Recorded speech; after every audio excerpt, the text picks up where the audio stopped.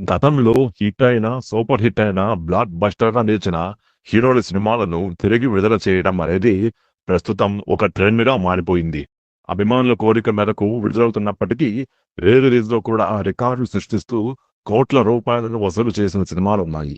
ఇటీవలే super star Mahesh Babu 'Murari', Pawan Kalyan 'Gabbar Singh', junior NTR 'సింహాద్రి'తో పాటు భార్య 'సమరసింహారెడ్డి'తో పాటు చిరంజీవి, నాగార్జున, వెంకటేష్, రామ్ చరణ్, అల్లు అర్జున్, ప్రభాస్, రవితేజ తదితర హీరోల సినిమాలన్నీ తిరిగి విడుదలవుతున్నాయి.